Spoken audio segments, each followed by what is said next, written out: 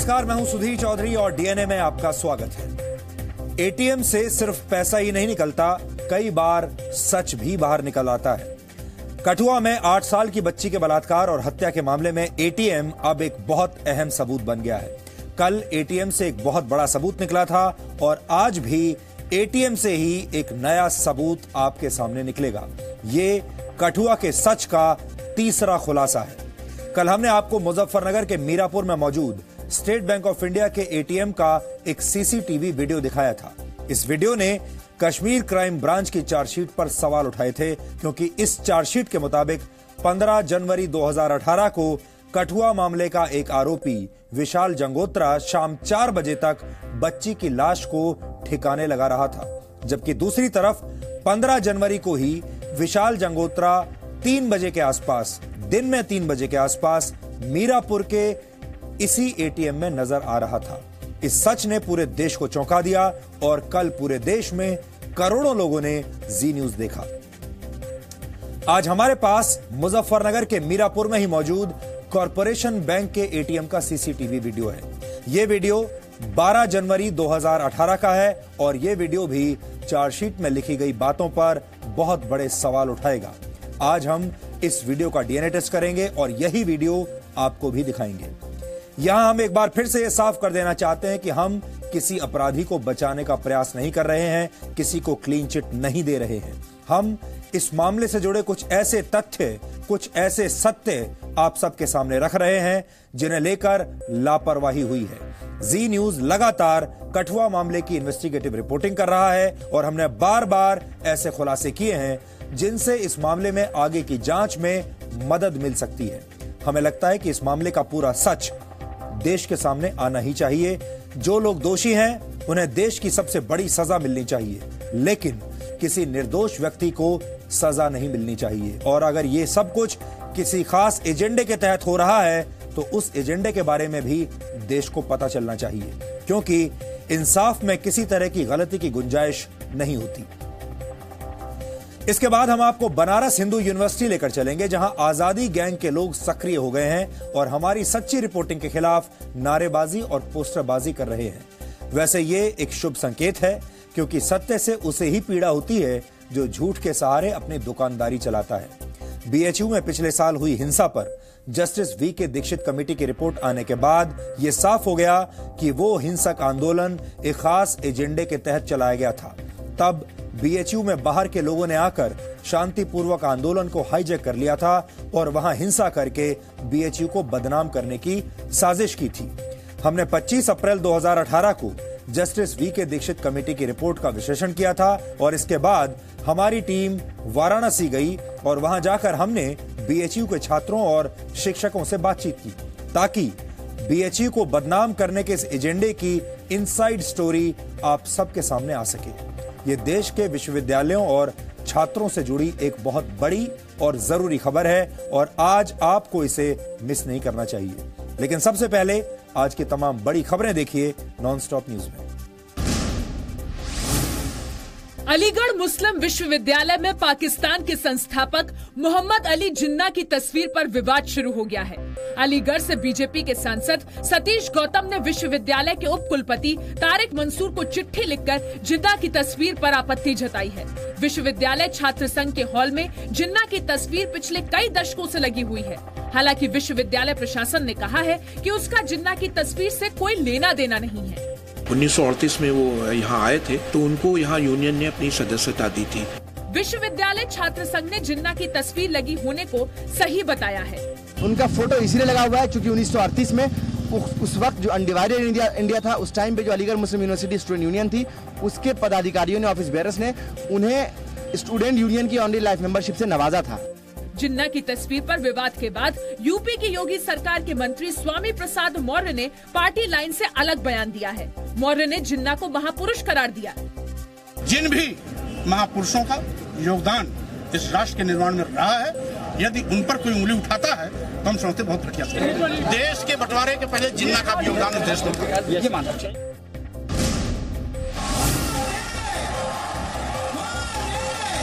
कर्नाटक में प्रचार अभियान के दौरान पीएम नरेंद्र मोदी ने कांग्रेस अध्यक्ष राहुल गांधी और कर्नाटक के सीएम सिद्धरामैया पर निशाना साधा। कर्नाटक के चामराजनगर में पीएम ने राहुल की चुनौती के जवाब में चैलेंज देते हुए कहा कि वो बिना कागज देखे 15 मिनट तक लगातार बोलकर दिखाएं। आप 15 मिनट हाथ में कागज लिए बिना कर्नाटक की जनता के सामने बोल दीजिए। राहुल गांधी ने कुछ दिन पहले कहा था कि उन्हें 15 मिनट तक बोलने दिया जाए तो पीएम संसद में खड़े नहीं हो पाएंगे। उडुपी में अपनी दूसरी रैली के दौरान पीएम ने आरोप लगाया कि कांग्रेस ने राज्य में हत्या की संस्कृति को बढ़ावा दिया है। कांग्रेस अध्यक्ष राहुल गांधी और रेलवे मंत्री पीयूष गोयल के बीच ट्विटर वॉर शुरू हो गया है। राहुल गांधी ने पीयूष गोयल पर 48 करोड़ रुपए के फ्लैशनेट स्कैम में शामिल होने का आरोप लगाया है। राहुल गांधी ने ट्वीट कर पीयूष गोयल पर आरोप लगाया कि उन्होंने अपने फ्लैशनेट इन्फो सोल्यूशन के शेयर पीरामल ग्रुप को फेस वैल्यू से 1000 गुना ज्यादा कीमत पर बेचे, और वो भी तब जब वो ऊर्जा राज्य मंत्री थे। राहुल के आरोपों का जवाब देते हुए पीयूष गोयल ने कहा कि वो राहुल की तरह नामदार नहीं कामदार हैं। वो एक क्वालिफाइड चार्टर्ड अकाउंटेंट और इन्वेस्टमेंट बैंकर हैं और इसलिए वो कंसल्टेंसी देने में सक्षम हैं। भारत और पाकिस्तान के कुछ एक्सपर्ट्स ने ट्रैक टू डिप्लोमेसी के तहत बातचीत की है। सूत्रों के मुताबिक 28 से 30 अप्रैल के बीच ये बातचीत पाकिस्तान की राजधानी इस्लामाबाद में हुई। भारत की तरफ से पूर्व राजनयिक विवेक काटजू और एनसीईआरटी के पूर्व निदेशक जेएस राजपूत इस बातचीत में शामिल थे, जबकि पाकिस्तान की तरफ से पूर्व विदेश सचिव इनामुल हक और स्टेट बैंक ऑफ पाकिस्तान के पूर्व गवर्नर इशरत हुसैन मौजूद थे। दोनों पक्षों के बीच भारत और पाकिस्तान के सभी मुद्दों पर चर्चा हुई और इस बात पर सहमति बनी कि बातचीत के जरिए ही विवादित मुद्दों को सुलझाया जा सकता है। भारत का ये कहना है कि मौजूदा हालात में पाकिस्तान से औपचारिक तौर पर बातचीत नहीं हो सकती है। सूत्रों के मुताबिक पाकिस्तान में आम चुनाव के बाद नई सरकार बनने के बाद ही भारत बातचीत पर कोई फैसला लेगा। पाकिस्तान में नई सरकार का रुख आतंक को लेकर क्या रहता है, इसी पर द्विपक्षीय वार्ता और रिश्ते निर्भर करेंगे। पाकिस्तान में जुलाई के आखिर में चुनाव होने की संभावना है। अंतर्राष्ट्रीय बाजार में कच्चे तेल की कीमत में बढ़ोतरी के बावजूद पेट्रोल डीजल के दाम में पिछले एक हफ्ते से कोई बदलाव नहीं आया है। तेल कंपनियों ने 24 अप्रैल के बाद पेट्रोल और डीजल के दाम में कोई बदलाव नहीं किया है, जबकि इस दौरान अंतर्राष्ट्रीय बाजार में कच्चे तेल की कीमत करीब $2 प्रति बैरल बढ़ चुकी है। पिछले एक हफ्ते के दौरान डॉलर के मुकाबले रुपया भी कमजोर हुआ है। इस वजह से भी कच्चे तेल का आयात महंगा हुआ है, लेकिन फिर भी पेट्रोल डीजल का दाम स्थिर है। पिछले साल जून में तेल कंपनियों ने रोजाना पेट्रोल डीजल के दाम में बदलाव का फैसला लिया था। अगर तेल कंपनियां रोजाना दाम में बदलाव के फैसले पर कायम रहती तो पिछले एक हफ्ते में पेट्रोल और डीजल के दाम में 50 से 60 पैसे प्रति लीटर की बढ़ोतरी हुई होती। कहा जा रहा है कि कर्नाटक चुनाव की वजह से तेल कंपनियां दाम नहीं बढ़ा रही हैं, लेकिन तेल कंपनियों ने इस मुद्दे पर कुछ भी बोलने से इनकार कर दिया है। केंद्र सरकार ने डीजल को महंगा करने का विरोध किया है। केंद्र ने सुप्रीम कोर्ट में हलफनामा दाखिल कर कहा है कि डीजल की कुल खपत का सिर्फ 13% प्राइवेट गाड़ियों में इस्तेमाल होता है, बाकी डीजल खेती और व्यावसायिक गाड़ियों में इस्तेमाल होता है। ऐसे में अगर डीजल की कीमत बढ़ाई जाती है तो इससे देश में महंगाई बढ़ेगी और इसका खेती और ट्रांसपोर्ट पर गलत असर पड़ेगा। दरअसल वायु प्रदूषण फैला रही डीजल गाड़ियों पर लगाम लगाने के लिए सुप्रीम कोर्ट ने पूछा था कि क्या डीजल का दाम बढ़ाना सही होगा, लेकिन केंद्र ने आज साफ कर दिया कि वो दाम बढ़ाने के पक्ष में नहीं है। वैसे भी पेट्रोल और डीजल की कीमत पिछले 4 साल में अभी सबसे ज्यादा है। देश में हवाई यात्रा के दौरान जल्द ही यात्री अपने मोबाइल फोन पर बात कर सकेंगे, साथ ही वो इंटरनेट का इस्तेमाल भी कर पाएंगे। दूरसंचार आयोग ने इस बारे में telecom regulatory authority of India के प्रस्ताव को मंजूरी दे दी है। अगले 3 से 4 महीनों में इस पर अमल शुरू हो जाएगा।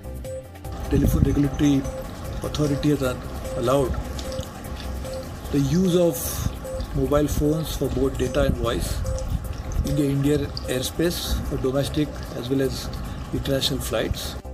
विदेश की कई एयरलाइंस पहले से हवाई यात्रियों को फ्लाइट के दौरान वाईफाई की सुविधा दे रही हैं, लेकिन भारतीय हवाई सीमा में आते ही उन्हें वाईफाई की सुविधा बंद करनी पड़ती है।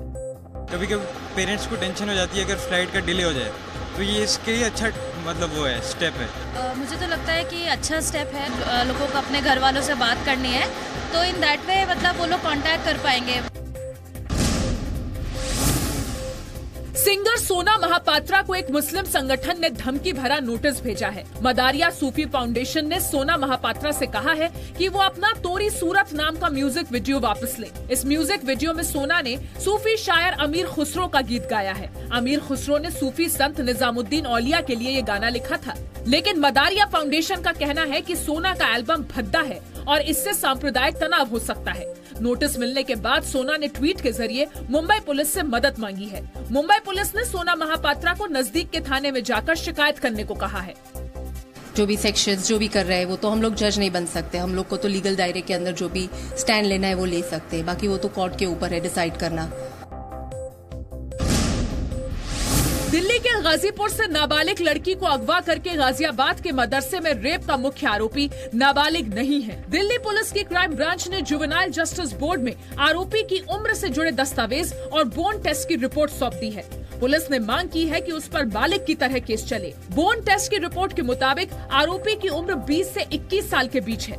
इस बीच 12 साल से कम उम्र की लड़कियों से यौन शोषण के मामले में सुप्रीम कोर्ट ने नया निर्देश जारी किया है। सुप्रीम कोर्ट ने कहा है कि सभी राज्यों के हाई कोर्ट 3 जजों की सदस्यता वाली कमेटी बनाए। ये कमेटी पॉक्सो एक्ट के तहत चल रहे मुकदमों की निगरानी करेगी। सुप्रीम कोर्ट ने ये भी कहा कि सभी राज्यों के डीजीपी स्पेशल टास्क फोर्स बनाएं ताकि जांच सही तरीके से हो सके। महाराष्ट्र की देवेंद्र फडणवीस सरकार से इस्तीफा देने वाले बीजेपी नेता एकनाथ खड़से को बड़ी राहत मिली है। एंटी करप्शन ब्यूरो ने जमीन घोटाले के मामले में खड़से को क्लीन चिट दे दी है।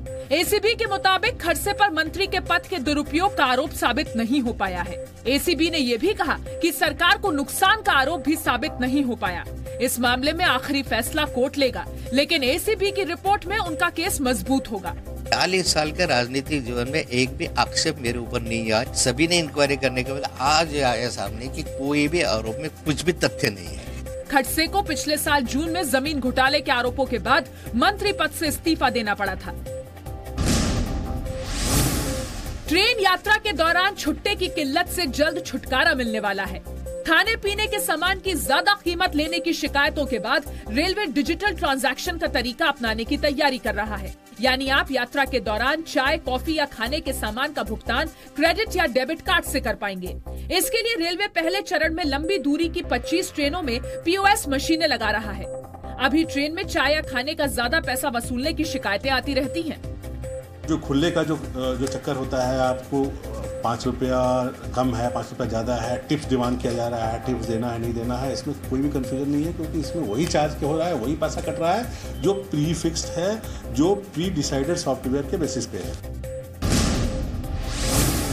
फिल्म अभिनेता अक्षय कुमार ने कहा है कि प्रतिभा गांव या शहर की मोहताज नहीं होती। मुंबई में न्यू इंडिया कॉन्क्लेव में शामिल अक्षय कुमार ने ग्रामीण क्षेत्रों में महत्वपूर्ण योगदान करने वाले लोगों को सम्मानित किया। अक्षय कुमार ने कहा कि हम सभी की जड़ें गांव से जुड़ी हैं और हम सभी को गांव के काम आना चाहिए। बताना चाहते हैं लोगों को कि जीनियसेस जो होते हैं वो सिर्फ शहरों में नहीं होते, वो गांव खेड़ों में भी होते हैं, रूरल एरियाज में भी होते हैं। अक्षय कुमार ने यह भी कहा कि जीनियस लोग गांव से भी आते हैं। ये जो शहर जो है वो है 30% और 70% रूरल एरियाज हैं। 30% के हिसाब से भी हमारी इकोनॉमी इतनी अच्छी जा रही है। अब आप सोच लीजिए कि वो 70% को हम बिजनेस करा दें तो हमारी इकोनॉमी कहां से कहां पहुंच जाएगी। So that is the thinking towards it. Jammu के कठुआ में 8 साल की बच्ची के रेप और हत्या के मामले में आज हम एक और बड़ा खुलासा आप सबके सामने करने वाले हैं। कल हमने आपको इस केस के मुख्य आरोपियों में से एक विशाल जंगोत्रा का एक वीडियो दिखाया था, जिसमें वो कठुआ से करीब 570 किलोमीटर दूर मुजफ्फरनगर के मीरापुर में एक एटीएम से पैसे निकाल रहा था, जबकि इस चार्जशीट के मुताबिक विशाल को कठुआ में होना चाहिए था। हमारी इस खबर के बाद पूरे देश में हड़कंप है और कश्मीर क्राइम ब्रांच की जांच पर लगातार सवाल उठ रहे हैं। अब इस केस की सीबीआई जांच की मांग और तेज हो गई है। इस बीच हमारे रिपोर्टर्स लगातार कठुआ के सत्य की खोज कर रहे हैं और आज हमारे पास एक और वीडियो है जो बहुत सारे लोगों को चौंका देगा, जो एटीएम के जरिए ही हमारे पास आया है। वैसे तो आमतौर पर एटीएम से पैसे निकलते हैं, लेकिन कई बार एटीएम से सबूत भी बाहर आ जाते हैं। कठुआ केस के इस अहम सबूत को दिखाने से पहले हम आपको कुछ महत्वपूर्ण बातें बताना चाहते हैं। ये बातें इस केस को समझने में आपकी मदद करेंगी और हमारी इन बातों का आधार है कश्मीर क्राइम ब्रांच की चार्जशीट जो इस समय मेरे हाथ में है। जी न्यूज की जो टीम इस केस पर काम कर रही है उसने इस चार्जशीट को शायद सैकड़ों बार पढ़ा होगा। चार्जशीट के मुताबिक 10 जनवरी को नाबालिग आरोपी ने 8 साल की बच्ची का अपहरण किया और उसे बंधक बनाकर उसके साथ रेप किया। इसके बाद 11 जनवरी को नाबालिग आरोपी ने विशाल जंगोत्रा को फोन किया और उसे बच्ची के अपहरण के बारे में बताया। और आपको याद दिला दें कि विशाल जंगोत्रा उत्तर प्रदेश के मुजफ्फरनगर में एक कॉलेज से बीएससी एग्रीकल्चर की पढ़ाई कर रहा था और वहीं रहता था। इस चार्जशीट में लिखा है कि इस दौरान नाबालिग आरोपी ने विशाल को ऑफर दिया कि अगर वो चाहे तो वो भी इस बच्ची से रेप कर सकता है। इसके बाद अगले दिन यानी 12 जनवरी 2018 को सुबह 6 बजे विशाल जंगोत्रा कठुआ के रसाना गांव पहुंच गया जहां इस बच्ची को रखा गया था। क्राइम ब्रांच की चार्जशीट के मुताबिक इसके बाद विशाल जंगोत्रा ने बच्ची के साथ 13 जनवरी को रेप किया और फिर बच्ची की हत्या करके और उसके शव को जंगल में फेंकने के बाद यानी जंगल में ठिकाने लगाने के बाद विशाल जंगोत्रा 15 जनवरी को शाम के 4 बजे तक कठुआ में ही मौजूद था और इसके बाद वो वापस मुजफ्फरनगर आ गया। यानी क्राइम ब्रांच के मुताबिक विशाल जंगोत्रा 12 जनवरी से 15 जनवरी की शाम 4 बजे तक कठुआ में ही था और ये बात इस चार्जशीट में साफ साफ लिखी हुई है। लेकिन अब हम आपको 3 ऐसे वीडियो दिखाना चाहते हैं जो क्राइम ब्रांच की चार्जशीट में लिखी बातों पर जबरदस्त शक पैदा करते हैं। यह वीडियो मुजफ्फरनगर के मीरापुर के कॉरपोरेशन बैंक के एक एटीएम के बाहर का है। तारीख है 12 जनवरी 2018 और वक्त है दोपहर के 3:47 और 18 सेकेंड। ध्यान से आप देख लीजिए, एटीएम के बाहर का यह वीडियो है। इस वीडियो में विशाल जंगोत्रा एटीएम के अंदर जा रहा है। बाहर उत्तर प्रदेश पुलिस की एक जीप भी खड़ी है। एटीएम के बाहर आपको एक जीप नजर आएगी जो उत्तर प्रदेश पुलिस की है और विशाल जंगोत्रा एटीएम के अंदर जा रहा है। अब आपको इस एटीएम के अंदर का वीडियो दिखाते हैं। 3:47 और 24 सेकंड पर विशाल जंगोत्रा एटीएम के अंदर दाखिल होता है। अपना कार्ड एटीएम में डालता है लेकिन पैसे बाहर नहीं निकलते, जिसके बाद विशाल जंगोत्रा एटीएम कार्ड को अपने पर्स में वापस रखता है और ठीक 3:48 और 3 सेकंड पर इस एटीएम से बाहर निकल जाता है। ये वीडियो आप ध्यान से देखिए। विशाल जंगोत्रा आपको नजर आ रहा है। पैसे निकालने की कोशिश की, पैसे नहीं निकले और अब वो वापस जा रहा है। समय है 3:47। अब आपको एटीएम के बाहर का एक और वीडियो दिखाते हैं। इस वीडियो में भी विशाल जंगोत्रा निकलता हुआ आपको दिखाई दे रहा है। ठीक 3:48 और 11 सेकंड पर विशाल जंगोत्रा इस एटीएम से बाहर निकला और वहां पर कुछ पुलिस वाले भी खड़े हुए हैं, जैसा कि आप इस तस्वीर में देख सकते हैं। लेकिन क्राइम ब्रांच की चार्जशीट के मुताबिक इस समय विशाल जंगोत्रा को कठुआ में होना चाहिए था। अगर विशाल जंगोत्रा 12 जनवरी को दोपहर 3:48 पर मीरापुर मुजफ्फरनगर में मौजूद था तो फिर क्राइम ब्रांच की चार्जशीट में यह कैसे लिखा गया कि वो 12 जनवरी को सुबह 6 बजे कठुआ पहुंच गया था? इसका सीधा सा मतलब यह है कि क्राइम ब्रांच ने अपनी जांच ठीक से नहीं की। यहां आपको एक बार फिर से यह बता दें कि मुजफ्फरनगर से मीरापुर से कठुआ की जो दूरी है वो करीब करीब 10 घंटे की दूरी है। 10 घंटा।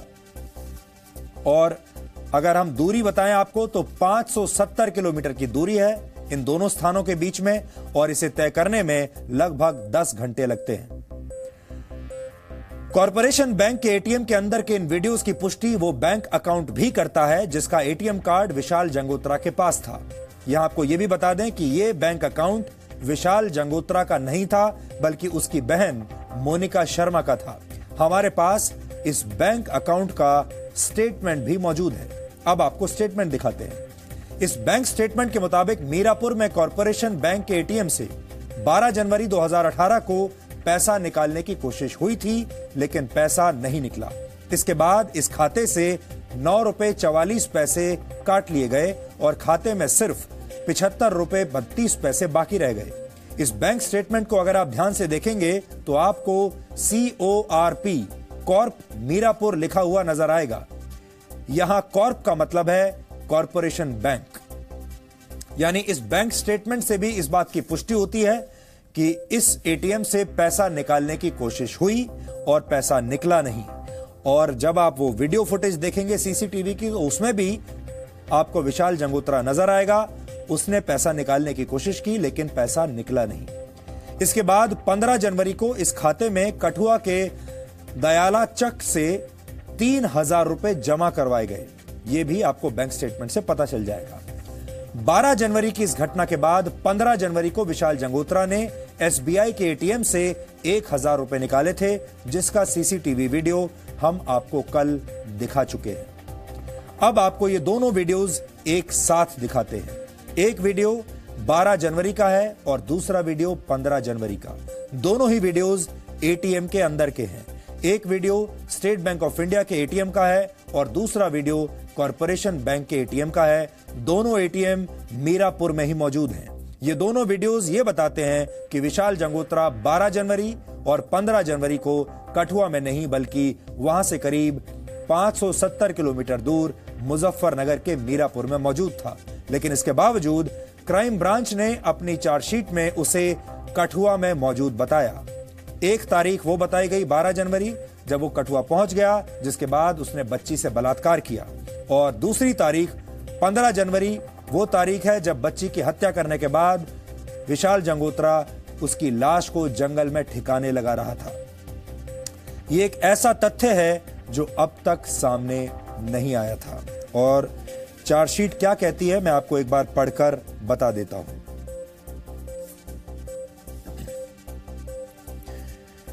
इसमें लिखा है, Thereafter on 11th January, JCL informed another accused Vishal Jangotra about the kidnapping of the girl telephonically. इसमें JCL का मतलब है जुवेनाइल, जो इसका मुख्य आरोपी है। यानी उस जुवेनाइल ने विशाल जंगोत्रा को फोन पर इस लड़की की किडनैपिंग के बारे में बताया और उसको कहा कि वो मेरठ से वापस कठुआ आ सकता है if he wanted to satisfy his lust। इसमें ऐसा लिखा है, यानी अगर वो बलात्कार करना चाहता है तो वो भी आकर कर सकता है। इसके बाद इस चार्जशीट में लिखा है, On 12th of January 2018, accused Vishal Jangotra reached Rasna from Meerut at 6 AM। यानी उसके बाद वो रासना गांव 6 बजे सुबह मेरठ से पहुंच गया। सुबह 6 बजे 12 तारीख को विशाल जंगोत्रा कठुआ में था, ऐसा इसमें लिखा है। JCL narrated full details to Vishal about kidnapping and confinement of the girl in Devisthan. At about 8:30 AM, the JCL again went to Devisthan and administered 3 sedative tablets to the girl while she was unconscious with empty stomach। इसमें ऐसा लिखा हुआ है। और फिर लिखा है, during the course of investigation it has been found that at about 8:30 AM, सुबह 8:30 बजे 13 जनवरी को JCL accused Vishal Jangotra and accused Sanji Ram left for Devisthan where JCL and Sanji Ram performed rituals। ये आपको पढ़कर इसलिए बता रहा हूं ताकि आपको ये समझ में आ जाए कि ये चार्जशीट ये कह रही है कि 12 तारीख को विशाल कठुआ में मौजूद था, घटना स्थल पर मौजूद था, और 15 तारीख को भी वो घटना स्थल पर ही मौजूद था। लेकिन ये जो सीसीटीवी है 2 अलग अलग बैंक्स के एटीएम की, ये बता रही है कि 12 तारीख को 3 बजे और 15 तारीख को भी दोपहर के आसपास ये लड़का मुजफ्फरनगर के मीरापुर में था। मीरापुर के कॉरपोरेशन बैंक के इस सीसीटीवी वीडियो को हमने आज भी एक बार फिर विशाल जंगोत्रा के परिवार को दिखाया, फिर से ये चेक करने के लिए कि ये वही लड़का है या नहीं, कहीं हमसे भूल तो नहीं हो रही है। और उन्होंने भी इस वीडियो में विशाल के होने की पुष्टि की। हमारे संवाददाता राजू किरनी ने विशाल के परिवार से आज ये वीडियो दिखाकर फिर से बात की और उनसे पूछा कि ये जो लड़का दिखाई दे रहा है क्या ये विशाल है या कोई और। ये एक वीडियो है, इस वीडियो में अभी आप पहचान सकते हैं, कोई है जानकार आपका इसमें? ये इधर गया। मैं आपको इसके बाद दूसरा वीडियो दिखाता हूँ। हाँ,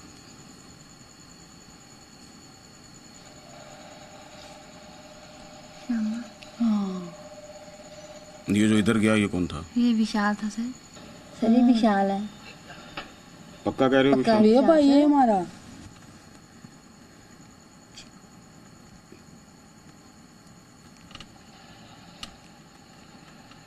विशाल है सर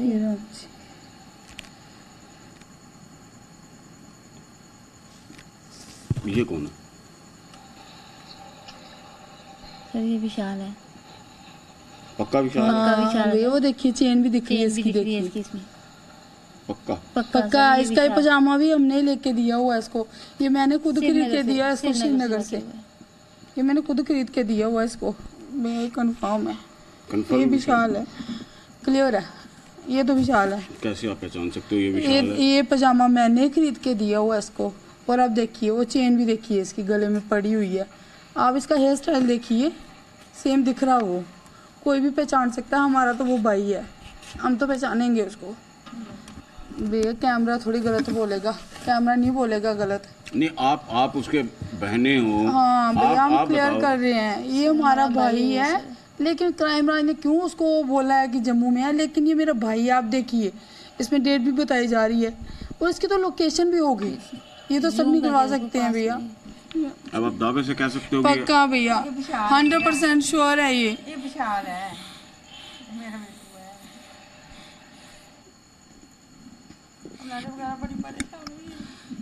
भैया कोई तो गलत बोलेगा लेकिन कैमरा गलत नहीं बोलेगा। और जो ड्रेस मैंने खुद उसको खरीद के दी हुई है वो पजामा मैंने श्रीनगर में मेरे पास बोला है क्या है। मैं मई महीने में गया था, वो मेरे पास 17 को गया और जून में आया वो वापस 4-5 को। मैंने खुद उसको फ्लाइट में भेजा था। ये पजामा मैंने उसको खरीद के दिया है उधर से अपने भाई को। मैं अभी रिटायरमेंट पे आई थी, शायद वो टी शर्ट भी उसने पहनी हुई है जो मैंने उसको खरीद के दी थी रिटायरमेंट पे, वही पहनना उसने।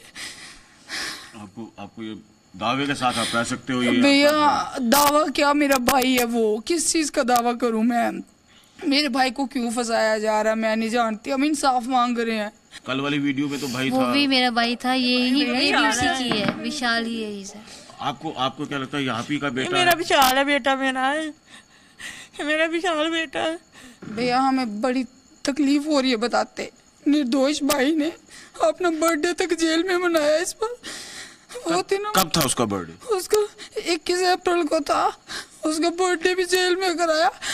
और ये निर्दोष लोगों को जिन्होंने कराया। कितने साल का हो जाना था विशाल ने 21 अप्रैल को? भैया 21 का हो जाना था उसने।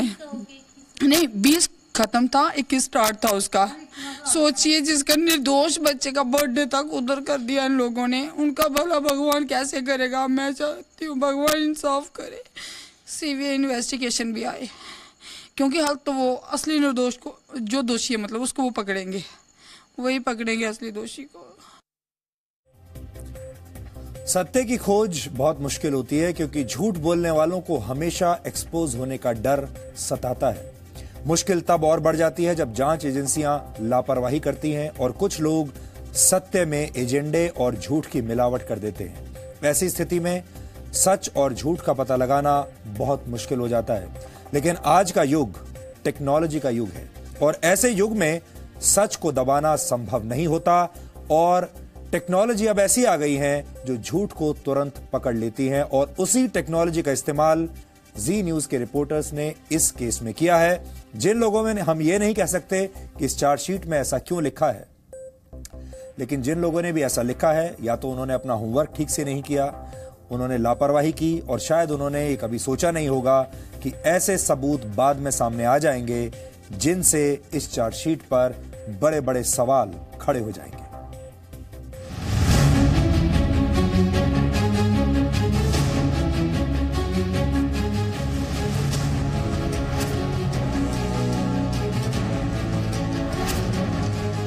आज का युग विज्ञान का युग है।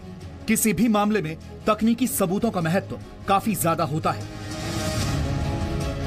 हमने आपको यह बताया था कि क्राइम ब्रांच की चार्जशीट में उस मकान का पता नहीं दिया गया है जहां मुजफ्फरनगर में किराए के कमरे पर विशाल जंगोत्रा रह रहा था। हमने अपनी पड़ताल उसी इलाके से शुरू की थी। यह इलाका मुजफ्फरनगर के मीरापुर में मौजूद है। विशाल जंगोत्रा जिस एटीएम कार्ड का इस्तेमाल कर रहा था वो उसकी बहन मोनिका शर्मा का था। इस एटीएम कार्ड से 12 जनवरी 2018 से 15 जनवरी 2018 के बीच 4 ट्रांजैक्शन हुए हैं। 12 जनवरी को 1 ट्रांजैक्शन हुआ था और 15 जनवरी को 3 ट्रांजैक्शन हुए थे। ये लड़का चूंकि स्टूडेंट था, ये अपनी बहन के एटीएम का इस्तेमाल करके पैसे निकाला करता था और इन्हीं तारीखों पर कई सारे एटीएम में वो ट्रांजैक्शन नजर आ रहे हैं जिन तारीखों पर लड़के को जम्मू के कठुआ में बताया जा रहा है। ये पीएनबी का एटीएम है, ठीक इसके बगल में ये कॉर्पोरेशन बैंक का एटीएम है और ये वो गली है जहां जाकर वो लड़का किराए पर रहा करता था। ठीक उससे आगे एसबीआई बैंक है और उसका एटीएम है। वहां से भी 15 तारीख को ट्रांजैक्शन हुआ। यहाँ से 12 और 13 की तारीखों को ट्रांजैक्शन हुआ। एटीएम कार्ड का इस्तेमाल किया गया, कभी 1000 कभी 500 रुपए निकाले गए। ये तमाम ट्रांजैक्शन उसी एटीएम कार्ड से हुए जो कि ऐसा बताया जा रहा है कि उस लड़के के पास थे। लेकिन अब जाकर क्राइम ब्रांच ने एसबीआई से रिकॉर्ड निकलवाया है, बैंक से एटीएम की जो मशीन थी जहां पर उस एटीएम को इस्तेमाल किया गया वहां से सीसीटीवी फुटेज निकाली गई है और अब उसकी तहकीकात की जा रही है। इस सच को सामने लाने में अब बहुत ज़्यादा वक्त नहीं लगेगा। हम कह रहे हैं ये मुमकिन है कि उस एटीएम का इस्तेमाल कोई और कर रहा हो, लेकिन सीसीटीवी फुटेज में कौन शख्स है ये पता लगाना किसी भी निष्पक्ष एजेंसी के लिए बहुत मुश्किल काम नहीं है। और अब हम आपको बता दें कि एटीएम से वो ट्रांजैक्शन की फुटेज जो है वो पुलिस ले जा चुकी है, अपने साथ बरामद कर चुकी है और एक के बाद एक 3 ऐसे एटीएम हैं जहां पर उस एटीएम का ट्रांजैक्शन 10 से 16 यानी कि वो तारीखें जो सवालों के घेरे में हैं उन्हीं तारीखों में साफ नजर आ रहा है। हमारे पास विशाल जंगोत्रा की बहन के एसबीआई अकाउंट के दस्तावेज हैं जिनसे यह पता चलता है कि उसने 12 जनवरी 2018 से 15 जनवरी 2018 के बीच कौन कौन से एटीएम पर ट्रांजैक्शन किए। 12 जनवरी 2018 को 3:47 से लेकर दोपहर 3:48 तक यानी 1 मिनट के लिए विशाल जंगोत्रा मुजफ्फरनगर के मीरापुर के कॉर्पोरेशन बैंक के एटीएम में मौजूद था। हमारे पास इसकी सीसीटीवी तस्वीरें हैं और ये इस मामले में एक और बड़ा सबूत है। 10 जनवरी से 15 जनवरी के बीच में विशाल जंगोत्रा जो कठुआ में रेप और मर्डर के चार्जेस में बंद है वो असल में जम्मू में था या फिर यहाँ मुजफ्फरनगर में मौजूद था। इसका एक और अहम सबूत हमारे हाथ लगा है। ये विशाल जंगोत्रा की बहन के बैंक अकाउंट की डिटेल्स हैं। ये वही बैंक अकाउंट है जिसका एटीएम विशाल इस्तेमाल किया करता था। इसमें साफ दिख रहा है कि 12 जनवरी 2018 को कॉर्पोरेशन बैंक में उस एटीएम कार्ड का इस्तेमाल किया गया, लेकिन उस एटीएम कार्ड से पैसे नहीं निकले और 9 रुपए 44 पैसे सरचार्ज के तौर पर दूसरे बैंक का एटीएम यूज करने के एवज में इस बैंक के एटीएम से कटे हैं। इस वक्त हम उसी एटीएम के बाहर मौजूद हैं। सीसीटीवी बहुत ऊंचा है, लेकिन जब यहाँ कोई आता है तो पहले उसका प्रोफाइल और उसके बाद उसका चेहरा रिकॉर्ड करता है और जितनी देर तक ट्रांजैक्शन चलता है तब तक टॉप एंगल से ये सीसीटीवी यहाँ खड़े हुए शख्स की फुटेज को बराबर कैद करता है। उस सीसीटीवी फुटेज की तस्वीरों में विशाल जंगोत्रा साफ नजर आ रहा है। उसने यहाँ एटीएम कार्ड का इस्तेमाल किया, पैसे नहीं निकले, उसके बाद वो इस रास्ते से होता हुआ यहाँ बाहर की तरफ होते हुए अपने घर की तरफ या जहां भी उसको जाना था वो वहां चला गया। ये कॉर्पोरेशन बैंक है जहां मैं खड़ी हूँ। ये जगह मीरापुर है, मुजफ्फरनगर है। 12 जनवरी की फुटेज है जो साफ ये बता रही है कि उस दिन शाम के 3:45 से लेके 50 मिनट के बीच में यानी तकरीबन 5 मिनट का ऐसा वक्त रहा जब विशाल जंगोत्रा इस रास्ते से होता हुआ यहाँ आता है, अपने एटीएम कार्ड का इस्तेमाल करता है, इस एटीएम में जाता है, पैसे नहीं निकलते हैं और फिर उसके बाद यहाँ से वो वापस लौट जाता है। कश्मीर क्राइम ब्रांच ने अपनी चार्जशीट में यह लिखा है कि 12 जनवरी को सुबह 6 बजे ही विशाल जंगोत्रा मेरठ से कठुआ पहुंच चुका था, जबकि इस सीसीटीवी फुटेज से ये साफ पता चलता है कि 12 जनवरी को ही दोपहर 3:47 पर विशाल जंगोत्रा मुजफ्फरनगर के मीरापुर में अपने घर के पास मौजूद कॉर्पोरेशन बैंक के एटीएम पर मौजूद था। अब एक बार फिर यही सवाल उठ रहा है कि आखिर एक व्यक्ति एक समय में 2 जगहों पर कैसे हो सकता है। हमने 30 अप्रैल की अपनी रिपोर्ट में यह दिखाया था कि 15 जनवरी को दोपहर 3:03 पर विशाल जंगोत्रा मुजफ्फरनगर के मीरापुर में मौजूद स्टेट बैंक ऑफ इंडिया के एटीएम में मौजूद था, लेकिन कश्मीर की क्राइम ब्रांच की चार्जशीट के मुताबिक 15 जनवरी को शाम 4 बजे तक विशाल जंगोत्रा जम्मू के कठुआ में मौजूद था। तब भी हमारे सामने यही सवाल था कि आखिर यह कैसे संभव है कि एक ही व्यक्ति एक ही समय में 2 जगहों पर मौजूद हो। मुजफ्फरनगर डिस्ट्रिक्ट के मीरापुर का यही वो एटीएम है जहां के बारे में ये कहा जा रहा है कि आरोपी ने उन तारीखों पर यहां से पैसे निकाले हैं जिसकी एटीएम स्लिप बरामद हुई है, जिन तारीखों पर जम्मू की पुलिस उसे जम्मू में बता रही है और इस वारदात में शामिल बता रही है। हालांकि ये अभी भी जांच का विषय है कि इस कहानी में कितना सच है कितना झूठ है, लेकिन यहाँ पर जो लोग मौजूद हैं वो बराबर ये कह रहे हैं कि वो लड़का रोजाना यहाँ से बस पकड़ता था, अपना पेपर देने के लिए खतौली में बने हुए सेंटर पर जाता था और बाकायदा इन तारीखों पर यहीं पर मौजूद था। कश्मीर क्राइम ब्रांच की चार्जशीट के मुताबिक 12 जनवरी से लेकर 15 जनवरी 2018 की शाम 4 बजे तक विशाल जंगोत्रा कठवा में मौजूद था, लेकिन एसबीआई और कॉरपोरेशन बैंक के एटीएम की सीसीटीवी फुटेज कुछ और ही इशारा कर रही है। मुजफ्फरनगर से पूजा मक्कड़, जी मीडिया। अब आपको मुजफ्फरनगर के मीरापुर के उसी एटीएम पर हम लेकर चलेंगे जो आपने सीसीटीवी की फुटेज में अभी अभी देखा, और वहां हमारी संवाददाता पूजा मक्कड़ इस समय मौजूद हैं।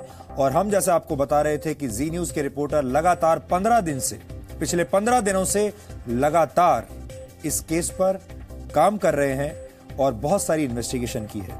मैं पूजा के पास आपको लेकर चल रहा हूं। पूजा, आप अब हमारे दर्शकों को बताइए, क्योंकि आप उसी जगह पर मौजूद हैं, बहुत सारे लोगों से आप मिली हैं, उस एटीएम उस बैंक में भी आप गई। अब आप हमें बताइए कि आपकी इन्वेस्टिगेशन क्या क्या कहती है। जी सुधीर जी, सबसे पहले क्योंकि हम उसी जगह पर मौजूद हैं और ये कहा जाता है प्रत्यक्ष को प्रमाण की जरूरत नहीं होती, हम आज आपको वो जगह दिखाएंगे जहां विशाल किराए पर रहता था। वो एटीएम दिखा रहे हैं। सबसे पहले ये कॉरपोरेशन बैंक का वो एटीएम है जहां से 12 तारीख को 3:45 बजे के आसपास विशाल ने एटीएम कार्ड का इस्तेमाल किया। और यहां से अगर मैं सिर्फ 4 कदम आगे बढ़ती हूं तो कैमरा पैन होते ही ठीक बगल में, यानी 2 कदम 4 कदम की दूरी पर ये पंजाब नेशनल बैंक का वो एटीएम है जहां से ये पता चलता है कि 11 जनवरी को यहाँ पर भी विशाल ने एटीएम कार्ड का इस्तेमाल किया था, उसका एटीएम कार्ड यहाँ यूज हुआ था।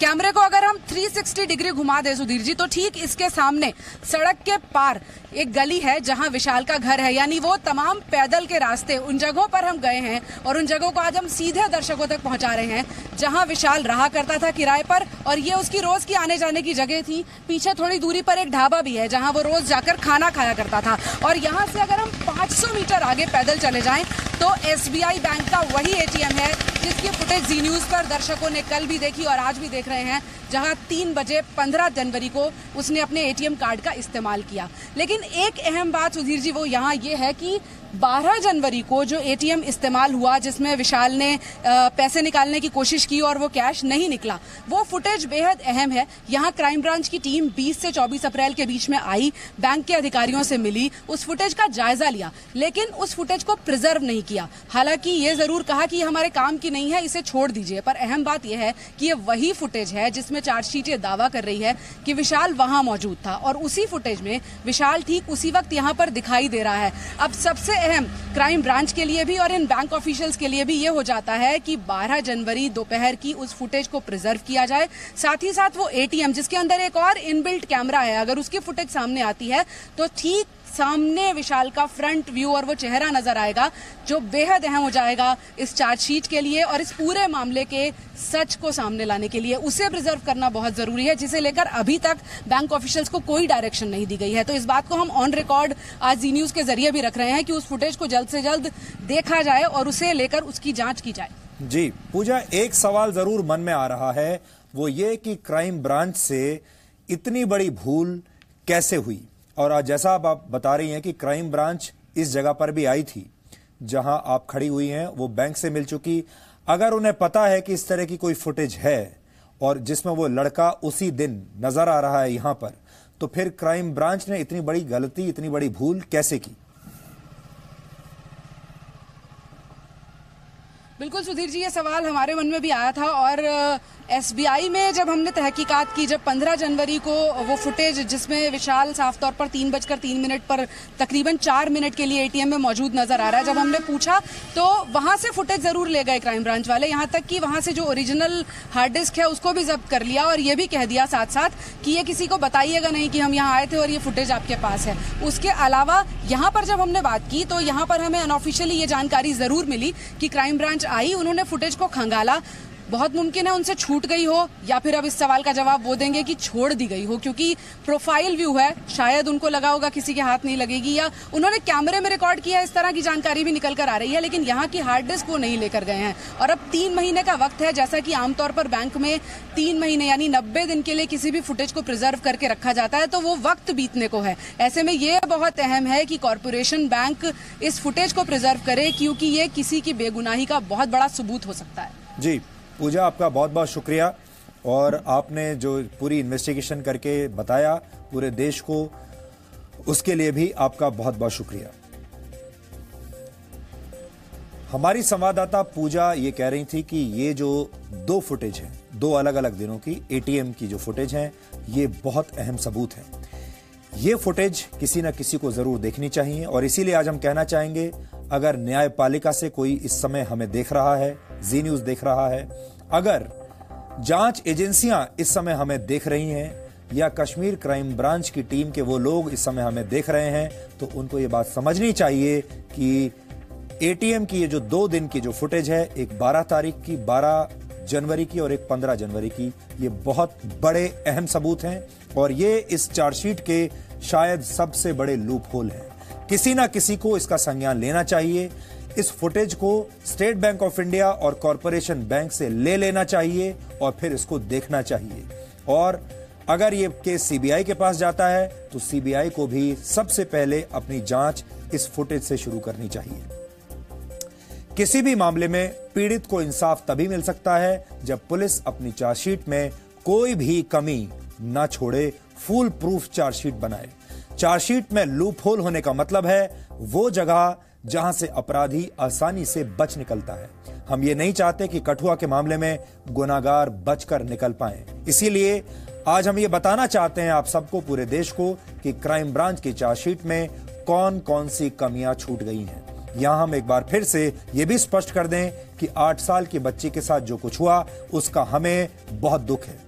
हम इस घटना से हम भी उतने ही व्यथित हैं जितना पूरा देश, और हमें लगता है कि इस मामले में दोषियों को दुनिया की सबसे बड़ी सजा मिलनी चाहिए। लेकिन ये सजा सत्य और तथ्य के आधार पर मिलनी चाहिए, एजेंडे के आधार पर बिल्कुल नहीं।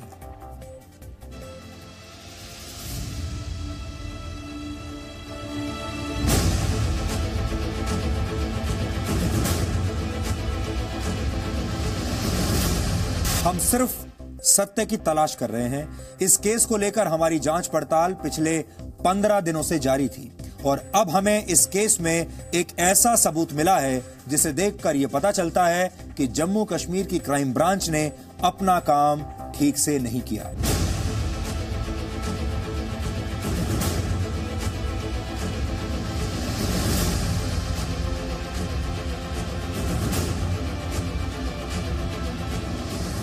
कठुआ में 8 वर्ष की बच्ची का गैंगरेप करके बेरहमी से हत्या की गई। कठुआ के गुनहगारों को सजा दिलाने में कोई भी कमी न रह जाए, इसीलिए जी न्यूज ने इस मामले पर कठुआ से लेकर मुजफ्फरनगर तक ग्राउंड रिपोर्टिंग की। कल डीएनए में रात 9 बजे से हमने कठुआ मामले पर जो रिपोर्ट दिखाई उसे पूरे देश ने देखा। लोग जी न्यूज की रिपोर्ट देखकर चौंक गए थे। उन्हें उम्मीद नहीं थी कि इस मामले में एटीएम के जरिए सच बाहर आएगा। मैं जी न्यूज़ का बड़ा धन्यवाद करता हूं, और जो डीएनए पूरी दुनिया को पता चल गया है कि जो पहले जो बनाया हुआ था इन्होंने कुछ ना कुछ गलत, और वो डीएनए ने बिल्कुल साफ कर दिया है। ये जो भी न्यूज़ देख रहा हूं मैं, इसमें तो देख के ऐसा लग रहा है कि ये जो विशाल जंगोत्रा है, इसको ऐसा लगता है फंसाया गया है। जो अभी रिपोर्ट आ रही है उस हिसाब से तो यही लगता है, और कहीं न कहीं हो सकता है ये वोटों की राजनीति से ही प्रेरित मामला हो। उन्होंने अभी तक जो भी कठुआ को लेके बोला है वो एकदम उसमें कुछ कहीं न कहीं सच्चाई दिखती है। कल हमने 15 जनवरी 2018 को मुजफ्फरनगर के मीरापुर में एसबीआई के एटीएम में रिकॉर्ड हुआ सीसीटीवी वीडियो दिखाया था। उस वीडियो में विशाल जंगोत्रा दिखाई दे रहा था, जबकि चार्जशीट के मुताबिक उसे कठुआ में होना चाहिए था। हमें उम्मीद है कि इससे जम्मू कश्मीर की क्राइम ब्रांच को काफी मदद मिलेगी। अगर चार्जशीट में कोई लूप होल है तो क्राइम ब्रांच जरूर उसे दुरुस्त करेगी, ताकि 8 वर्ष की बच्ची की हत्या करने वालों में से कोई भी किसी भी कीमत पर बच न सके। जाहिर सी बात है, सत्य की खोज होनी चाहिए, और जितने भी अपराधी हैं सब में पकड़े जाने चाहिए, बस हम लोग की यही उम्मीद है जी न्यूज़ से। जांच जो हो रही है वो सही ढंग से होनी चाहिए, जिसमें किसी निर्दोष को फंसाया नहीं जाना चाहिए। डीएनए जो दिखाता है वो सही दिखाता है, हम लोग अक्सर देखा करते हैं। और जो ये कठुआ वाला कांड चल रहा है, सभी लोग यही चाहते हैं कि इसकी कायदे से जांच हो ताकि इसमें कोई निर्दोष आदमी ना फंसने पाए, जो इसमें अपराधी हो वही पकड़ा जाए। जी न्यूज हम लोग बराबर देखते हैं और जो कठुआ घटना है यह सच दिखाया जा रहा है और जी न्यूज पर सब कोई को विश्वास है। जो भी जी न्यूज दिखाता है वो सब सही दिखाता है, इसलिए जी न्यूज का हम लोग बहुत आभारी है और जो कुछ हुआ है उसको अच्छे से इन लोगों को फोकस करके सब कुछ बताया है। अच्छा लगा मुझे देखकर कि जी न्यूज ने अपना कार्य जो है सही तरीके से किया है, इसके लिए जी न्यूज को हम धन्यवाद कहना चाहेंगे। आरोपियों के वकील अंकुर शर्मा से हमारे संवाददाता राजू केरनी ने बातचीत की। अंकुर शर्मा जी, आपने जी न्यूज का कल का जो खुलासा वो देखा होगा, उससे पहले भी रिपोर्टें देखी होंगी, क्या लगा आपको वो खुलासा होने के बाद? देखिए, मैं धन्यवाद देना चाहता हूँ जी न्यूज़ का, क्योंकि अल्टीमेटली जी न्यूज़ का ये प्रोग्राम जस्टिस को आगे बढ़ाने में मदद करेगा, जो आरोपी असली हैं उन्हें पकड़ने में मदद करेगा और जो क्राइम ब्रांच का नेगेटिव रोल इस इन्वेस्टिगेशन में रहा उसको एक्सपोज करने का भी आपने काम किया। टारगेट J&K में माइनॉरिटी कम्युनिटी थी क्राइम ब्रांच की, टारगेट मंदिर था, इसलिए खबरें छपवाई जाती थी, टेम्पल, रेप एंड रिचुअल्स, इस तरीके की बैनर हेडलाइंस, इन लोगों को मोहरा बनाया गया। मुजफ्फरनगर के SBI ATM के CCTV वीडियो से केस के कई और पहलू सामने आए हैं। ये केस अभी भी प्रेमेच्योर स्टेज के अंदर है और अगर आपके पास कोई कन्विंसिंग एविडेंस है तो मेरा ख्याल से आप इसी टाइम पे उसको एक्सपोज करना चाहिए या CBI को बोलना चाहिए, या चाहिए तो you can even apply to the court and tell them that there is some disturbing evidence and please see that further investigation is done or re-investigation is done. Courts भी वैज्ञानिक अनुसंधान जो होता है उस पे तवज्जो ज़्यादा देती है बनिस्बत की बयान के साक्ष्य को। इससे पहले कि J&K पुलिस को किसी किस्म की का आघात पहुंचे, ऐसे केस को खराब करने का या एक निर्दोष को दोषी बना दिया जाए, मेरे विचार से ये होगा कि ये इन्वेस्टिगेशन किसी और एजेंसी को दिया जाए। हमने मुजफ्फरनगर के CCTV फुटेज पर कई एक्सपर्ट्स की राय भी जानी, क्योंकि आज का युग टेक्नोलॉजी का युग है और तकनीकी सबूतों का किसी भी केस में बहुत ज्यादा महत्व होता है। सबसे पहले ये देखना होगा कि CCTV फुटेज डॉक्टर तो नहीं है, बनाई हुई तो नहीं है, उसमें कंटिन्यूएशन में है कि नहीं है, उसकी वॉइस भी चेक होगी, उसकी जांच भी की जाएगी। अगर वो सही है और उसमें कोई मैनिपुलेशन नहीं है CCTV में, तो ये साबित होगा कि ये उस दिन वहाँ था ही नहीं, ये मुजफ्फरनगर में ही था। चार्ज पर जब बहस होगी तो कोर्ट को ये देखना है कि शक की सुई कहाँ घूमती है। अगर ये सीवियर एक ग्रीवियस शक होता है कि इसने किया है, तब तो चार्ज फ्रेम होगा। अगर उनको लगता है कि सर्कमस्टांसेस ऐसे हैं जिसमें बहुत ही कॉन्ट्राडिक्टरी एविडेंस है और लग ही नहीं रहा कि ये बंदे कहीं इन्वॉल्व है, तब वो डिस्चार्ज किया जाएगा। अकरेंस एक दिन का नहीं है और जो लास्ट डे 15 तारीख को जो भी हुआ, हो सकता है उसमें कुछ डाउट हो, नहीं हो, मेरी को कोई जानकारी नहीं है व्यक्तिगत रूप से, किंतु 12, 13, 14 का उसके पास कोई भी एक्सप्लेनेशन अभी नहीं है। और इस सिचुएशन में चूंकि 302 और 375 का केस है, पुलिस के पास कोई दूसरा ऑप्शन नहीं है उसको कस्टडी में रखने का, फिर रिमांड के लिए पेश करने का और उसके बाद जो legal procedure, code of criminal procedure, उसमें फॉलो करना। कैसे हम मान लें कि ये जेन्युइन वीडियो है जब तक इसकी फोरेंसिक नहीं होती? CBI हमारी एक प्राइम एजेंसी है और CBI काम अच्छा कर रही है। कई केसेस में, चाहे शीना बोरा का केस हो, CBI ने ही सबको अरेस्ट किया है, और व्यापम केस भी जब मध्य प्रदेश सरकार नहीं कर पाई तो CBI को दिया गया है।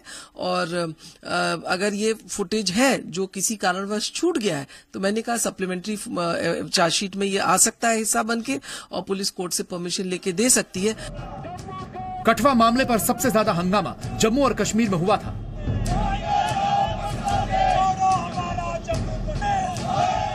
जी न्यूज की रिपोर्ट के बाद कश्मीर में सियासी हलचल तेज हो गई है। मृतक बच्ची को इंसाफ दिलाने की हमारी मुहिम रंग ला रही है। आम नागरिक होने के नाते जहां मुझे नजर है, मुझे लगता है कि देश का हर एक आदमी उस डीएनए को पसंद करता है, उस डीएनए को सराहता है और बड़ी बेसब्री के साथ उस 1 घंटे का इंतजार करते हैं। जी न्यूज़ पे हमें भरोसा है। जी न्यूज़ जो भी खबर कहती है उसके पीछे हकीकत होती है, उसके पीछे कोई तथ्य होते हैं। जी न्यूज़ ने कभी तक जो और चैनलें हैं शोर करते हैं उनकी तरफ उन्होंने खबर कभी झूठी खबर नहीं की। जी न्यूज़ पे हमारा पूरा भरोसा है। अब लेकिन जहां तक इस आप कह रहे हैं जो उन्होंने न्यूज़ दिखाई थी, मैंने पहले भी कह चुका हूँ, कोर्ट के पास मामला है, कोर्ट को ये देखना है। ये सारा फेक है, ये सारा फ्यूटाइल है। अब सुप्रीम कोर्ट पे भरोसा है, यकीनन इंशाल्लाह उम्मीद है कि वहाँ कोई जस्टिस मिलेगा। लेकिन जहाँ तक स्टेट गवर्नमेंट और यहाँ के लोकल एडमिनिस्ट्रेशन का सवाल है, कोई उम्मीद नहीं रखनी चाहिए इस चीज़ से हमें। दिल्ली के जितने मीडिया के जो मालिक लोग हैं वहाँ बैठे हैं, जिन्होंने जम्मू और कश्मीर में इक्वली दोनों तरफ बराबर लेवल के जर्नलिस्ट, बराबर लेवल के रिपोर्टर, बराबर स्टेटस के लोग दोनों तरफ बिठाए हुए हैं। जो जम्मू के खबर लेनी थी वो उन्होंने कश्मीर से ली। जो कश्मीर का जब आपने ब्रीकी से जब इसको देखा है, क्या कश्मीर का आदमी जहाँ पहुंचा ही नहीं, वो मीडिया वाला, और उसने आके इतनी मिस इंटरप्रिटेशन और ऊपर कैसे तालमेल चला, ये भी सीबीआई इंक्वायरी है एक और। जी न्यूज ने बीजेपी और कांग्रेस के वरिष्ठ नेताओं से भी कठुआ मामले पर सामने आए सीसीटीवी वीडियो पर बात की।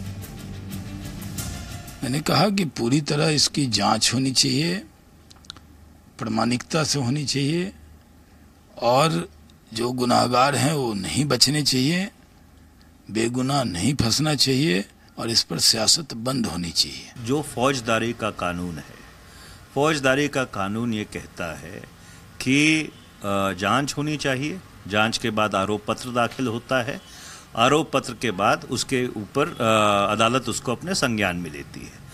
तो ये जो एक समानांतर मीडिया ट्रायल चलाई जा रही है, ये समानांतर मीडिया ट्रायल जो भारत की न्यायपालिका है, जो भारत की न्याय व्यवस्था है, उसके बिल्कुल अनुकूल नहीं है। अगर कोई तथ्य हैं जो इस बात को उजागर करते हैं, इस बात को साबित करते हैं कि आरोप पत्र जिस तरह से रखा गया है वो सही नहीं है, तो फिर ये जो डिफेंस लॉयर्स हैं, जो आरोपी के वकील हैं, ये उनका उत्तरदायित्व तो बनता है कि उसको कचहरी के सामने रखें। हमें पूरी उम्मीद है कि हमारी रिपोर्ट देखने के बाद क्राइम ब्रांच को काफी मदद मिलेगी। जम्मू की मासूम बच्ची को इंसाफ दिलवाने की हमारी मुहिम जारी रहेगी। दिल्ली से रविंद्र कुमार, रवि त्रिपाठी और महेश गुप्ता के साथ जम्मू से राजू केरमी, जी मीडिया। वैसे तो आजकल इस समय जब जी न्यूज पर डीएनए चल रहा होता है तो ये आईपीएल मैचों का समय होता है। इस समय क्रिकेट चल रहा होता है, आईपीएल के मैच चल रहे होते हैं और देश में ज्यादातर जो लोग हैं वो इन्हीं मैचों में व्यस्त रहते हैं। लेकिन करोड़ों लोगों ने जी न्यूज को देखा और ये जो मामला है ये नेशनल इंपॉर्टेंस का मामला है, ये बहुत बड़ा मामला है। लोगों ने इसे देखा जी न्यूज पर, लोगों ने हमारा साथ दिया, लोगों ने हमें सपोर्ट किया। इसके लिए हम आप सबका बहुत शुक्रिया कहते हैं और अगर इस पूरे मामले में इंसाफ होता है तो उसमें आप सबकी भी पूरी भागीदारी होगी। ये जो वीडियो हम दिखा रहे हैं ये सारे और जो सबूत हम लेकर आए हैं सारे इलेक्ट्रॉनिक एविडेंस हैं।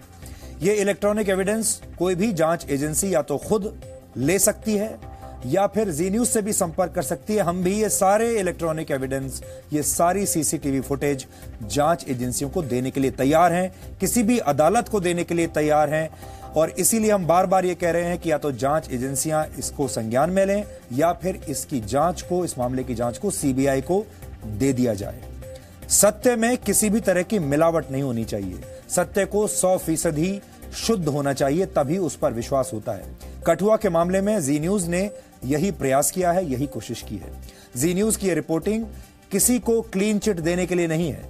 हम किसी का बचाव नहीं कर रहे, किसी अपराधी को बचाना नहीं चाहते, बल्कि हम सिर्फ सत्य की तलाश कर रहे हैं और आगे भी हमारी ये रिपोर्टिंग ऐसे ही जारी रहेगी।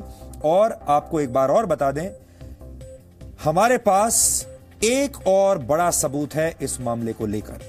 अभी तक हमने आपको 2 अहम सबूत दिखाए, एक कल दिखाया, एक आज दिखाया।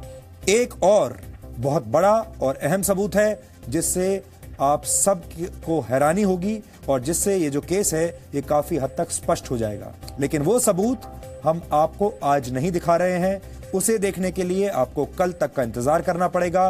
कल जी न्यूज पर 9 बजे आप वो तीसरा अहम सबूत इस मामले में देख पाएंगे। आज के डीएनए को आप सच और झूठ के बीच का महायुद्ध भी कह सकते हैं। झूठ का अंधेरा कितना भी गहरा हो, लेकिन सच की रोशनी उसे एक ना एक दिन समाप्त कर देती है। और आपको याद होगा 25 अप्रैल को हमने बनारस हिंदू यूनिवर्सिटी में हुई हिंसा पर जस्टिस वी.के. दीक्षित कमेटी की एक रिपोर्ट का विश्लेषण किया था। इसके बाद हमारी टीम वाराणसी गई और वहां जाकर हमने बनारस हिंदू यूनिवर्सिटी के छात्रों और शिक्षकों से बात की ताकि बीएचयू को बदनाम करने के इस एजेंडे की इनसाइड स्टोरी देश के सामने आ सके। Justice VK. दीक्षित की रिपोर्ट में यह कहा गया है कि 22 और 23 सितंबर 2017 को बीएचयू में जो हिंसा हुई, हिंसा की घटनाएं सुनियोजित थी। छात्रों के आंदोलन की आड़ में बाहरी लोगों ने बीएचयू की छवि धूमिल करने की कोशिश की।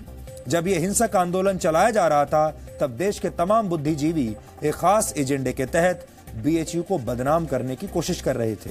देश के कई मीडिया चैनल और अखबार इस हिंसक घटना के जरिए अपने कैमरों की भूख शांत कर रहे थे। बुद्धिजीवी पत्रकारों को इस हिंसक आंदोलन में एक बहुत अच्छी विजुअल स्टोरी दिखाई दे रही थी, क्योंकि ये उनके लिए सिर्फ एक खबर है जिसमें आग थी और आजादी के नारे लगाने वाले गैंग के भड़काऊ भाषण भी थे।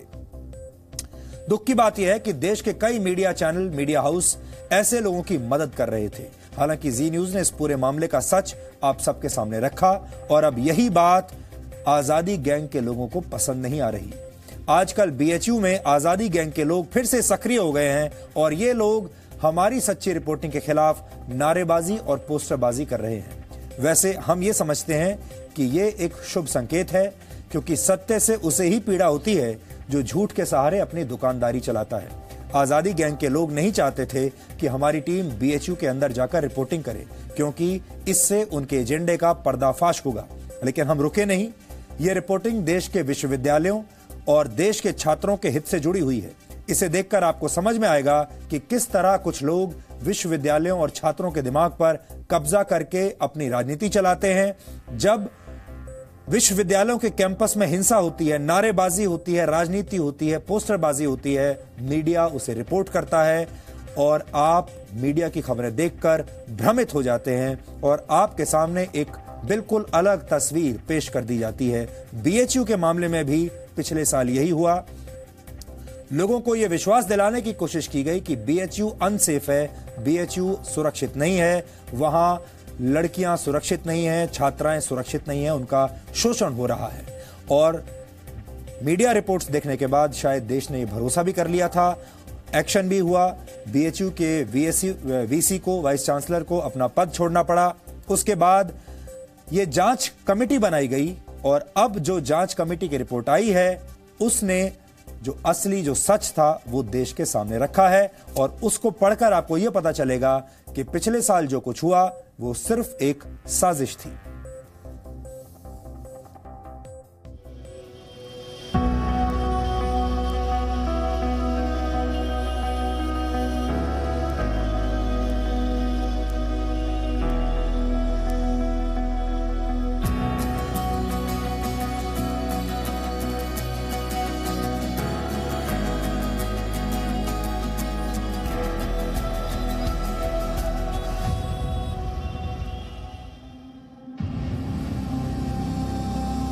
मैं बनारस हिंदू विश्वविद्यालय हूं। पिछले 102 वर्षों से मेरी पहचान देश के एक बेहतरीन शिक्षण संस्थान के रूप में है। मुझे गर्व है इस बात का कि मेरे आंगन से देश को डॉक्टर, इंजीनियर, अधिकारी, वैज्ञानिक और कई योग्य शिक्षक मिले हैं।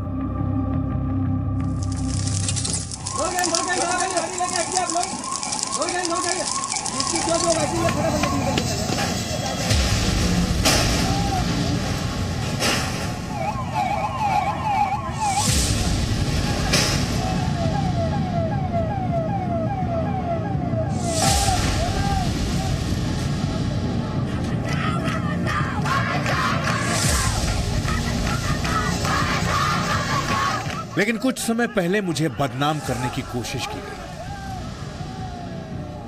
मेरी प्रतिष्ठा पर एक साजिश के तहत कीचड़ उछाला गया। विरोध की चिंगारी को आंदोलन की आग कैसे बनाया जाता है, ये सब मैं बड़े धैर्य के साथ देखता रहा। ये काशी हिंदू विश्वविद्यालय यानी बीएचयू है। पिछले साल सितंबर में हुई हिंसा को लेकर जस्टिस वीके दीक्षित कमेटी की रिपोर्ट आने के बाद तथाकथित डिजाइनर गैंग्स को बहुत बड़ा झटका लगा है।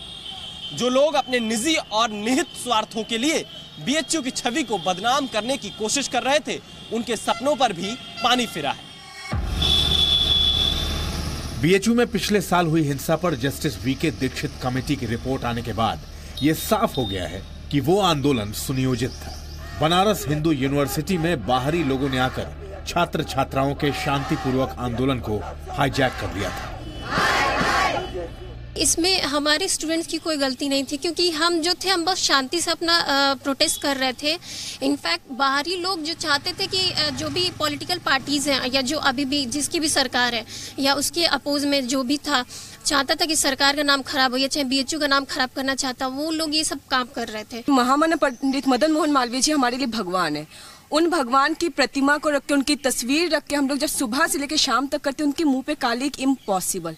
ये यहाँ के बाहर के बच्चे कर सकते हैं। हमें डिफेम करने के लिए, हमें एक खराब पोर्ट्रे करने के लिए, सबके पब्लिकली हम लोग को खराब पोर्ट्रे करने के लिए, हमारे कंडीशंस को डिटेरिएट करने के लिए वो शो कर रहे हैं। जस्टिस वीके दीक्षित कमेटी की रिपोर्ट के मुताबिक इस आंदोलन में कुछ राजनीतिक दलों के सदस्य, एक विशेष राजनीतिक विचारधारा के लोग और दूसरे विश्वविद्यालयों के पूर्व छात्र शामिल थे और छात्रों को अपने भाषण के जरिए उत्तेजित कर रहे थे।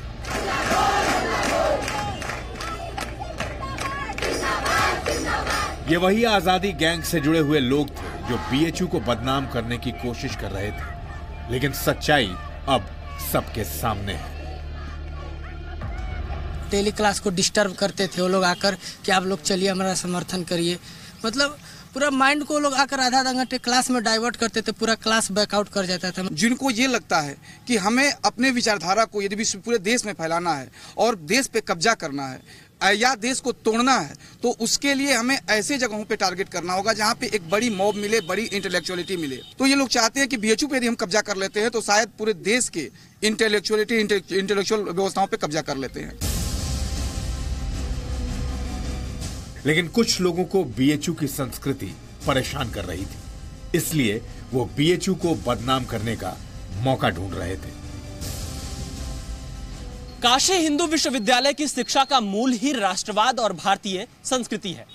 बीएचयू के राष्ट्रवादी माहौल को बिगाड़ने वालों की पोल अब खुल चुकी है और बीएचयू अब कतई भी ऐसी शक्तियों को बर्दाश्त नहीं करेगा। कुछ राष्ट्र विरोधी ताकतें हैं, वो सोचती हैं कि यहाँ से राष्ट्रवाद खत्म हो जाएगा तो हमारी जीत होगी, हर जगह हम अपनी बातों को कामयाब करने में सफल होंगे। संस्कार सबसे पहले हमारे स्टूडेंट्स में भी ये चीज़ हमारे टीचर्स खुद हमें सिखाते हैं, तो वो एक शांतिपूर्वक चीज़ें करने का जो मोटिव है वो ऑफ कोर्स वो है सबके अंदर। जो भी चीज़ें हुई वो ठीक है, कुछ हम ये नहीं कहते, मैनिपुलेशन बहुत हुआ, बच्चों के माइंड के साथ भी खेला गया है।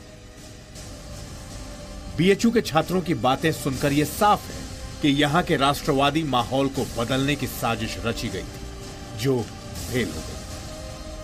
वो एक सिंपल सा प्रोटेस्ट था, लड़कियों की कुछ मांगे थी अपनी प्रोटेक्शन को लेकर के, लेकिन बाद में आकर के उसमें कुछ पॉलिटिकल लोगों ने, फिर उसमें 2 पॉलिटिकल पार्टीज भी लड़ने लगी, फिर उसमें लड़ाइयाँ भी होने लगी। बीएचयू जहाँ तक एक बहुत ही बड़ी यूनिवर्सिटी है और सब लोग का यहाँ पे एक तरह का निगाह रहता है कि कुछ भी चीज़ छोटी चीज़ हो तो इस पर ये लोग बड़ा पॉलिटिकल रूप से ला के इसको बड़ा मुद्दा बना देते हैं। काशी हिंदू विश्वविद्यालय राष्ट्र निर्माण की दिशा में कार्य करता रहा है और राष्ट्रवादी विचारधारा के लोग यहाँ पे रहे हैं। इस विचारधारा से जो लोग ताल्लुकात नहीं रखते हैं वो कहीं ना कहीं से काशी हिंदू विश्वविद्यालय को डिस्टर्ब करने का प्रयास कर रहे थे। बनारस हिंदू विश्वविद्यालय के बारे में फैलाए गए झूठ पर हमने बहुत सी छात्राओं से बात की। रिपोर्ट के आने के बाद हमारी टीम बीएचयू के कई गर्ल्स हॉस्टल में पहुंची। हमारा मकसद था कि बीएचयू का सच देश के सामने आए। सो उनको एक बहुत ही सिंपल सा नॉर्मल सा मैसेज हमारी तरफ से यही होगा कि वो जितना चाहें डिफेम करने का ये यूनिवर्सिटी वो कर सकते हैं, बट स्टिल ये यूनिवर्सिटी जैसी थी वैसी ही रहेगी। जैसा कि हम सब जानते हैं, जिस यूनिवर्सिटी का ज़्यादा नाम होता है उसी को लोग ज़्यादा कोशिश करते हैं कि उसकी इमेज खराब करने की। BHU इतना बड़ा नाम है कि हर कोई जानता है इस यूनिवर्सिटी के बारे में, तो कुछ लोग होते हैं जो चाहते हैं कि BHU की इमेज या तो नीचे जाए। इन छात्राओं की बातचीत सुनकर आप ये समझ सकते हैं कि एक साजिश के तहत BHU जैसे सम्मानित शिक्षण संस्थान को कैसे बदनाम किया जाता है। जाहिर है ये रिपोर्ट उन लोगों के मुंह पर एक जोरदार तमाचा है जो विश्वविद्यालयों को अपनी राजनीति के लिए इस्तेमाल करने की कोशिश कर रहे हैं। पता नहीं फंडिंग हुई थी, हम लोग ने ये देखा कि एक बड़ी सी गाड़ी आई, उसमें से पानी, पिज्ज़ा, पेप्सी की बॉटल्स आई, तो हम लोग के लिए ये बड़ा वो था। जब बाद में हम लोग वीडियोस देख रहे थे कि यूजुअली ऐसा होता नहीं है हमारे यहाँ। जब बच्चे प्रोटेस्ट करते हैं वो कई घंटे भूखे रहते हैं कि हम मैम नहीं खाएंगे, हम लोग मेस खराब है या पानी वाटर कूलर नहीं लगा है, लेकिन इन बच्चों को बाकायदा स्पॉन्सर किया जा रहा था कि तुम खाओ पियो, हम तुम्हारे साथ हैं। शायद वो 23 तारीख को वापस आ गई और उसके पेरेंट्स दिल्ली में रहते थे और उनसे जो भी बात, पेरेंट्स की भी बातचीत VC से हो चुकी थी। फिर वो 23 तारीख को उसकी एप्लीकेशन है कि अब मैं अपने पेरेंट्स के साथ दिल्ली जाना चाहती हूँ, कृपया मुझे अनुमति प्रदान की जाए, और उसको भी कोऑर्डिनेटर मैम ने संस्तुत किया है। इसका मतलब 22 तारीख को भी वो यहाँ नहीं थी और 23 तारीख को भी यहाँ नहीं थी, जबकि प्रोटेस्ट 22 और 23 चल रहा था। BHU में हुई हिंसा बाहरी लोगों की एक सोची समझी साजिश थी। ये बात देश के ज्यादातर मीडिया चैनलों को समझ में नहीं आई और उन्होंने इस बात को गंभीरता से समझने के बजाय इस आंदोलन से अपने कैमरों की भूख शांत करने का काम किया। लेकिन सच्चाई सामने आने के बाद आज वो सब गायब है। बाहर से लोगों ने बहुत ज़्यादा BHU की इमेज को ख़राब करने की कोशिश की है। उस टाइम पे भी सितंबर में भी बहुत ज़्यादा एग्जैजरेट करके मीडिया पे दिखाया जा रहा था।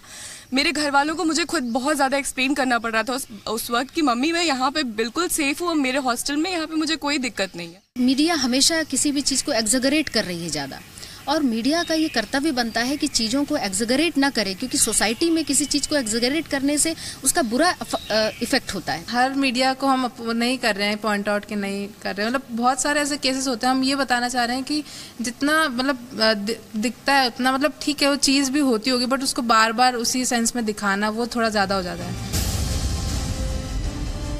महामना मदन मोहन मालवीय के सपनों को बदनाम करने की कोशिश की गई, हालांकि वो लोग इसमें कामयाब नहीं हो पाए।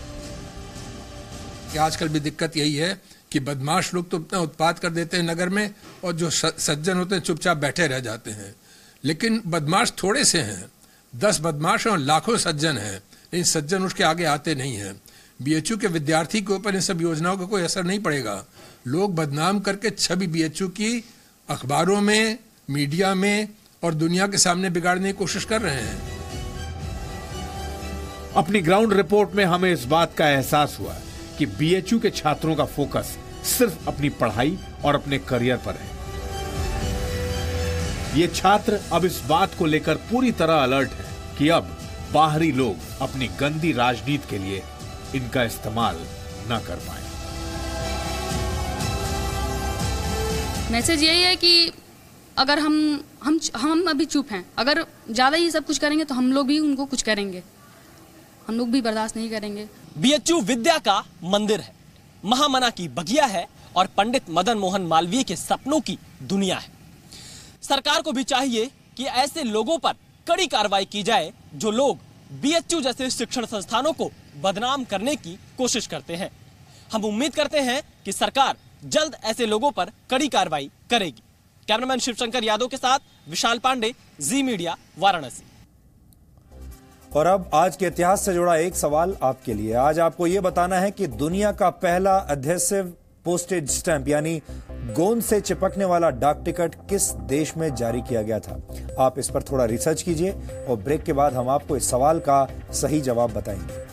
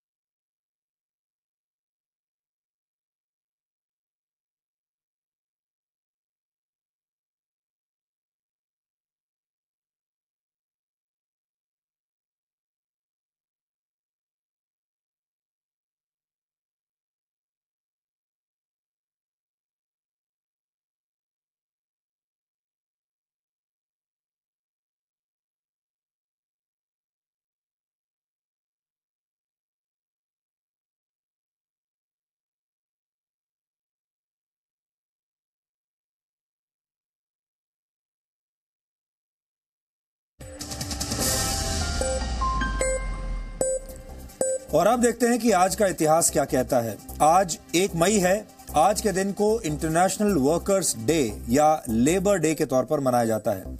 1 मई 1886 को शिकागो में 8 घंटों के वर्क डे की मांग को लेकर मजदूरों और कर्मचारियों ने एक बड़ा प्रदर्शन किया था।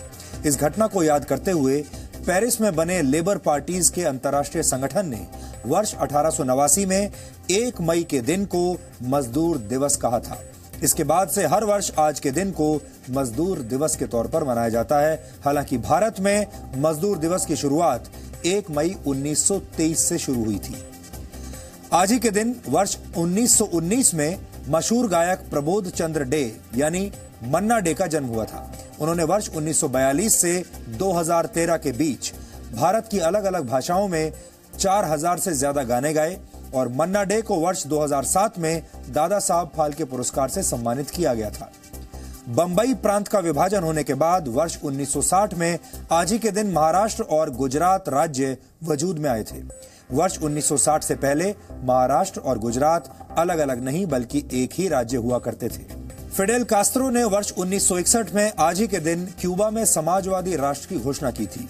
तानाशाह बतिस्ता का तख्ता पलट करके फिडेल कास्त्रो क्यूबा के प्रधानमंत्री बने थे। 2 दिसंबर 1976 तक फिडेल कास्त्रो क्यूबा के प्रधानमंत्री रहे और फिर इस्तीफा देकर राष्ट्रपति बने। 32 साल तक इस पद पर रहने के बाद 24 फरवरी 2008 को उन्होंने बीमारी की वजह से राष्ट्रपति पद छोड़ दिया और इसके बाद 25 नवंबर 2016 को उनकी मौत हो गई। वर्ष 1840 में आज दुनिया का पहला एडहेसिव पोस्टेज स्टैंप यानी गोंद से चिपकने वाला डाक टिकट ब्रिटेन में जारी किया गया था। इस डाक टिकट पर क्वीन विक्टोरिया की तस्वीर थी और इसे औपचारिक तौर पर 6 मई 1840 से इस्तेमाल में लाया गया। और वर्ष 1927 में आज पहली बार किसी फ्लाइट में कुक्ड मील यानी पके हुए भोजन को यात्रियों को परोसा गया था। इंपीरियल एयरवेज की यह फ्लाइट लंदन से पेरिस गई थी और इससे पहले हवाई जहाज में पका हुआ भोजन पेश नहीं किया जाता था। तो डीएनए में आज इतना ही। अब आपसे हमारी मुलाकात होगी कल रात 9 बजे। तब तक आप खुश रहिए, सुरक्षित रहिए। और आजकल पूरा देश आईपीएल देखने में व्यस्त है। चौके और छक्के लोगों को रोमांचित कर रहे हैं, लेकिन देश में बहुत कुछ ऐसा भी हो रहा है जिससे आपको व्यथित होना चाहिए।